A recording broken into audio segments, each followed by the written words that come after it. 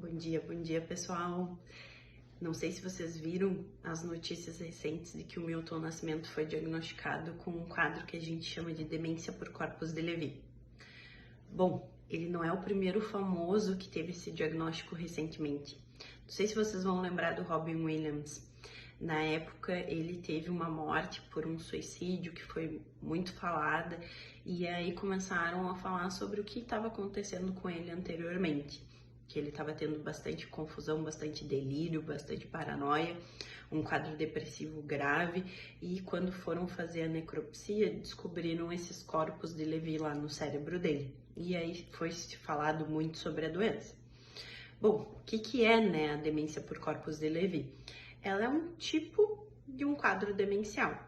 A gente chama demência, eu acho que eu já falei um pouco sobre isso, né?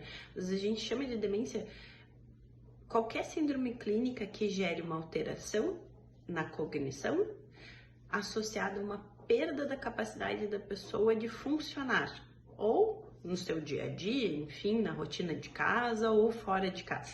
O que muda, né? É que esses pacientes, eles têm algumas coisas que chamam a atenção, principalmente essa questão das alucinações visuais. Então são alucinações muito complexas, em que eles descrevem, às vezes as pessoas descrevem o que eles estão vendo, então é bem complexo mesmo.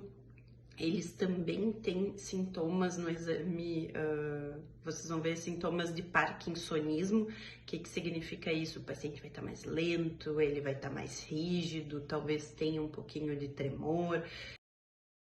Parkinsonismo é por doença de Parkinson? Não, a gente tem alguns irmãos e primos da doença de Parkinson que também causam parkinsonismo, que é essa lentidão, rigidez, etc. E além disso, esses pacientes, eles têm algumas coisas a mais que chamam a atenção. Por exemplo, tem medicações que eles são mais sensíveis, por exemplo, os famosos antipsicóticos, por exemplo, Aldol, cloropromazina, etc.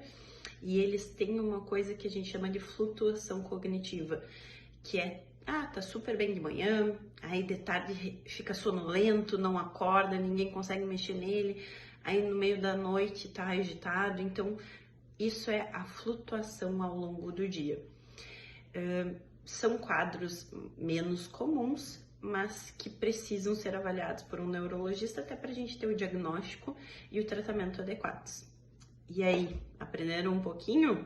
Eu espero que eu tenha ajudado vocês a entenderem um pouquinho sobre esse quadro. É bastante complexo, mas a minha ideia é tentar ajudar um pouquinho.